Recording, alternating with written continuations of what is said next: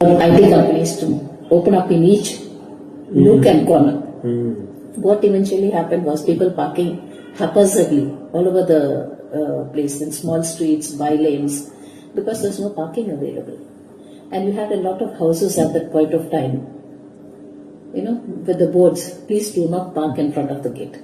The people, they don't use their brains, at times.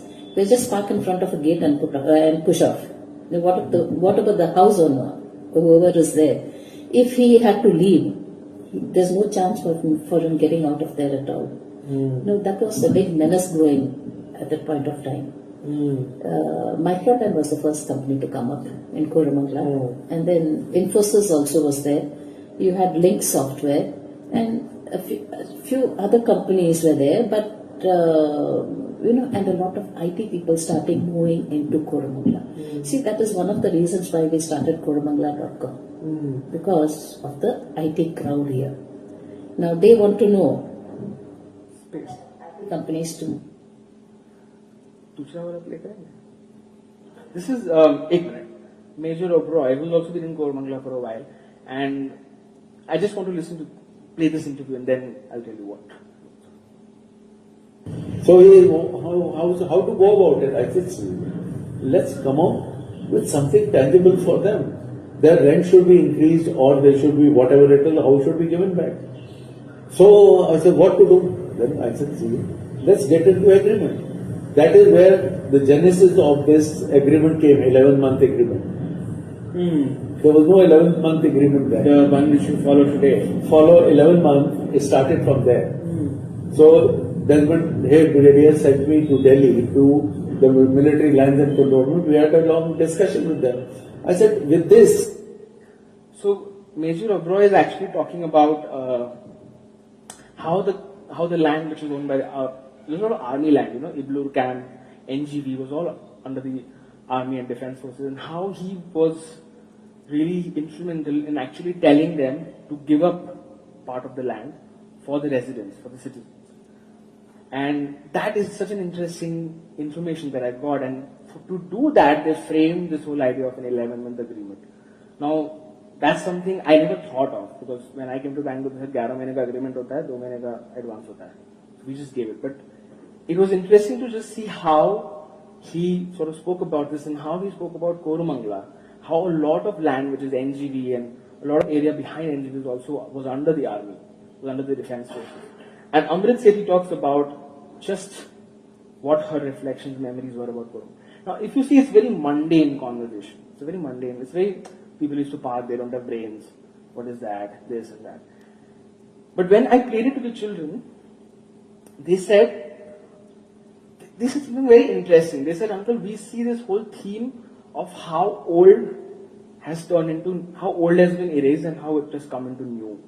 So there was an interesting thing that they were pointing to. There was this element of old being given away and the new coming out, and how that sort of somewhere builds our city, how Koramangala is seen today, how urbanization has happened and all of that. So I just played these two clips to just get a sense of interviews. Generally just take us go like this. It's very mundane, and in that mundaneness you have to sometimes find the anchor points, the entry points to go further into creating performances or short pieces out of it.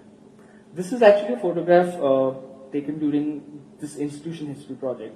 This space is where Head Start started, 1984. It's a garage. And what we did was, before we went here with the children, I took an interview of Samina Aunty, Samina Mahmood, who's the founder of Head Start, Montessori of the children. And she spoke about how she started the space, her memories of the space, and we went to the physical space, which is in 13th Main over here, and it's still the same. I mean, he's kept the garage the same. He's just painted the door, but everything else remains the same. So we sat in this physical space and we played the recording. I don't know what I was doing by sort of doing that, but I thought the children it was an interesting process to see, physically be in that space, because not very often do we get a chance to go to the physical space. We always get a sense through someone talking about it. But here there was a different thing where you had the physical space and you had the memory of someone. So mixing the two.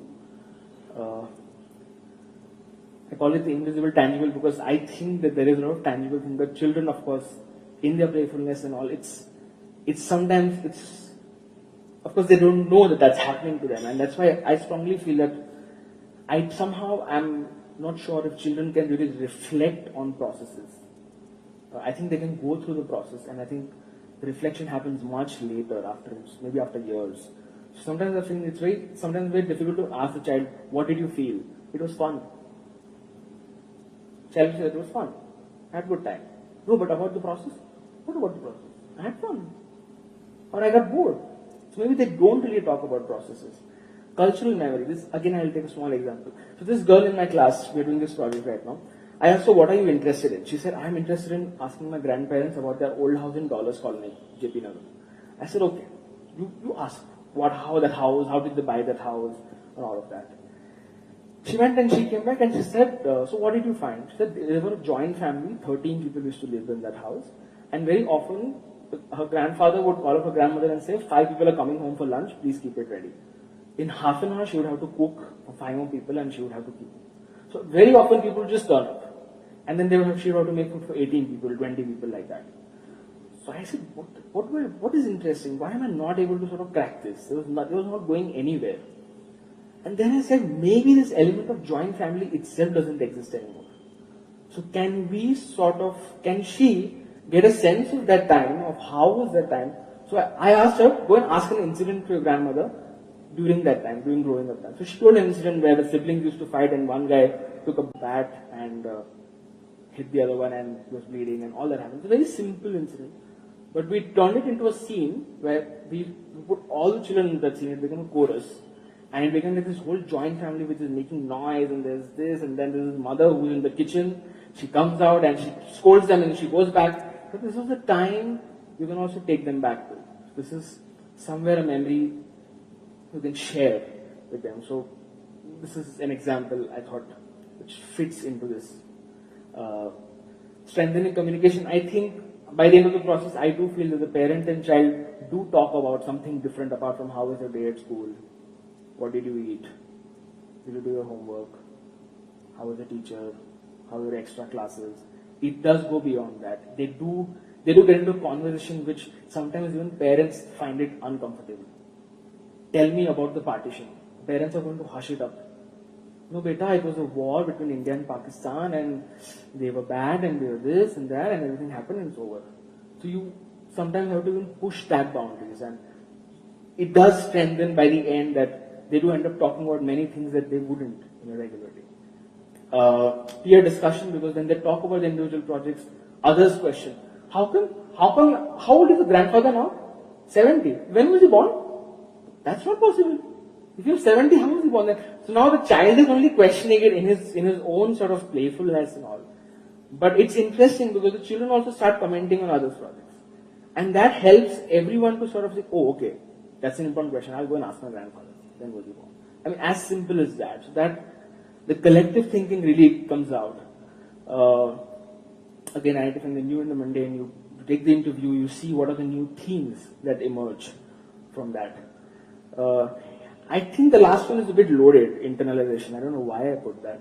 But I do feel as a facilitator that the process they do internalize the process, and you see that they've got a sense of the whole thing as that there is a way to do it.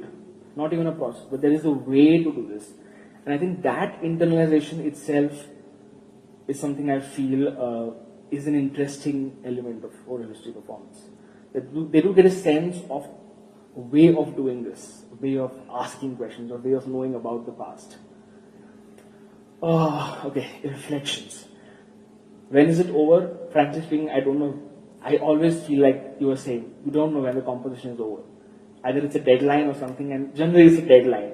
We have to put out performance. We do have to do it. So then the interviewing phase gets over, and then you take the material and make it. So I don't think it ever gets over. Communication challenges, as I quoted, they keep coming in between, and you have to constantly keep with the parents, with the children. is it really oral history? I sometimes have my doubts. Sometimes it is not oral history.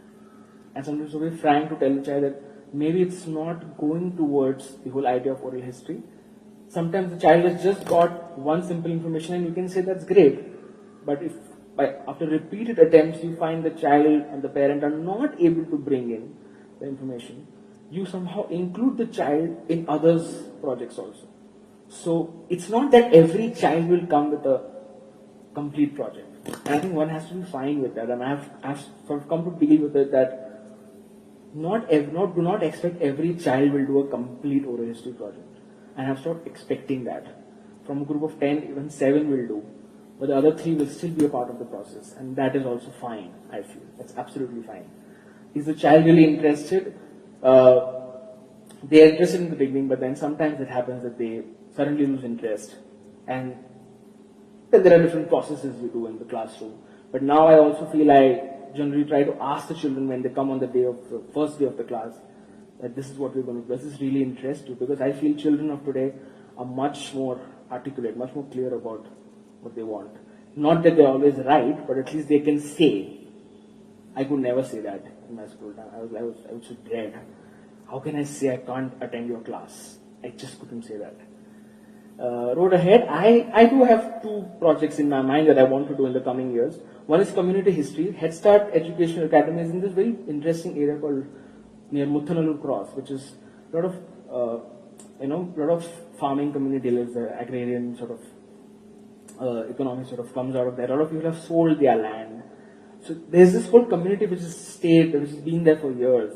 So I do have this project in mind sometime, maybe down the line, 2 years, 3 years, to take the children and sort of interact with that community and see what is the history of that community itself. Because how does that connect to them? They come every day to that space, and what about the people who've been there since 30 years, 40 years? How is it for them? Oral traditions, I do want to again expose into some folk traditions, some forms which are completely oral. Again, maybe take the help of music and do it. Music can play a very interesting role in bringing out the oral tales and different ways of approaching the whole idea of oral traditions. 2 people, Dr. Inda Chaudhary definitely has been my mentor because she's really helped me articulate a lot of, and I had to mention this because I think she really told me what this whole discipline was. So Dr. Inda she has also been a very good collaborator. I always share my projects with her before I start. And Krupa Rajangam and Pankaj Modi came on to the institution history project. They did something called as culture mapping. So there was this thing called as Nakshay. They both are conservation architects. They did a very interesting thing of culture mapping on how the city changes and how heritage and all of that sort of, how all those things make meaning in a city. Just constantly changing. Some reference books, I feel, Indian Memory Project is actually a website which does some very interesting work, collects a lot of archives. It's free. You can actually go and submit something that you have, and they put it up. Rustam Bharucha's book is again a fantastic book. I think I have not come across such an interesting book because that's again academic but yet not academic. He goes with a very impulsive flow, yet he makes such interesting meanings out of his research. And Remembering Oral History Performance is a book that I have referred to during my work. Thank you.